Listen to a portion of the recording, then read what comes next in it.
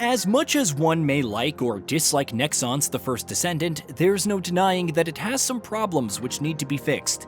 Similarly, there are some quirks and missing features to irk players, no matter how much they're enjoying the gameplay, customization, or quality of life features. Here are 10 things that currently bug hardcore players the most. Performance issues on PC. When I played The First Descendant on PS5, there was some heavy frame rate stuttering in the first battlefield. It would have been game-breaking if persistent throughout the experience, but subsequent regions were much better. PC performance is a completely different matter, with reports of freezes, frame rate drops, crashes, and more, even for those with powerful rigs.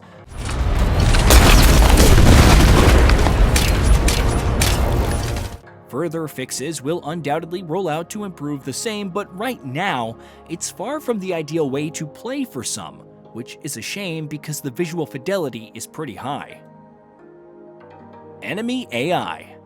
I've had my share of baffling fights with the enemy AI and can confirm how utterly terrible it is at times. Grapple to a high enough location, and they seem incapable of responding when they're not blindingly running in, trying to leap up to you. On the other hand, there have been plenty of encounters where they simply don't miss and nail every shot like a washed MLG pro.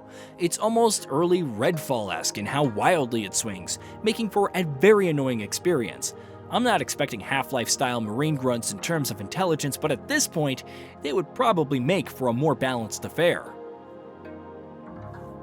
Bullet sponge enemies.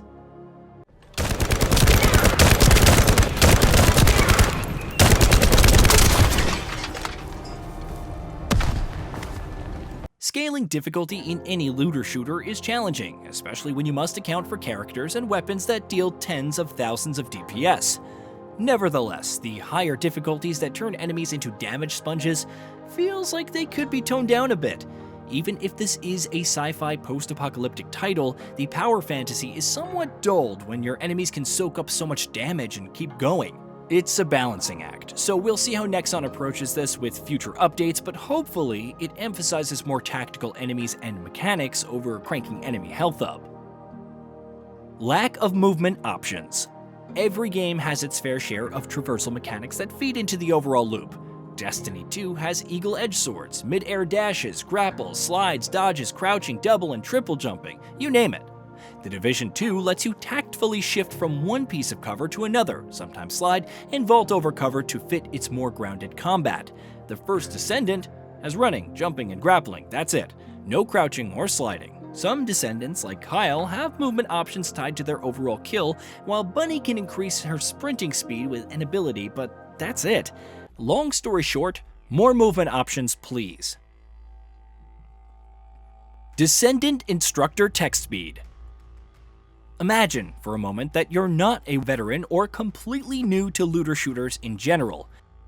Wouldn't it be nice if there was a character that could explain the game's systems and mechanics, like why dismantling a reactor is ideal and useful? Fortunately, Nexon thought of such a character in the Descendant Instructor.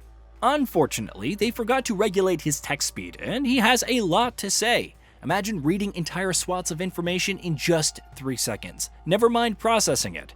No confirm button or anything to indicate you've understood.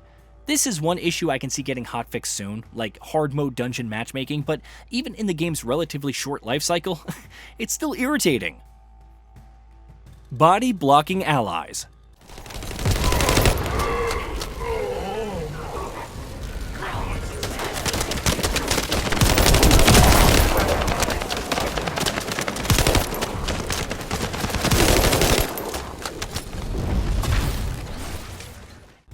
Who doesn't love body blocking in a PvE-focused game, especially when your allies hinder your movement?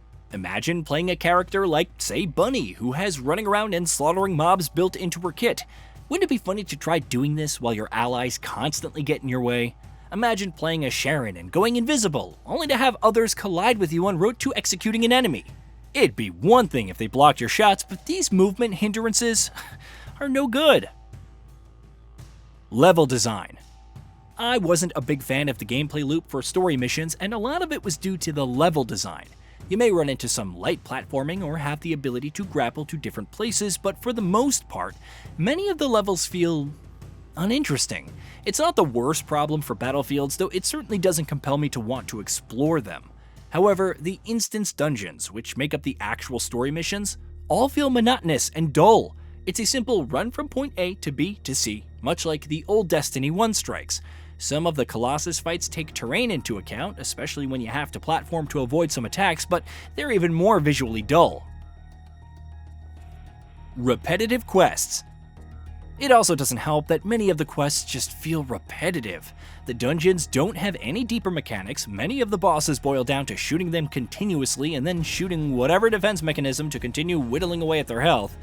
Most activities on the field are similarly dull.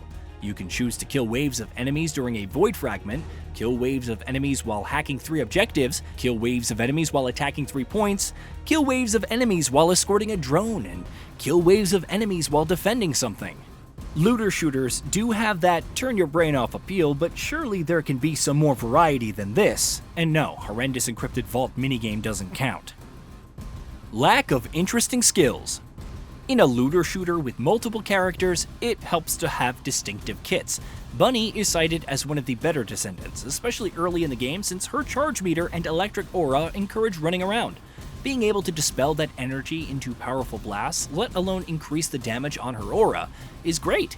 However, that's the extent of her complexity, and many other Descendants follow the same routine.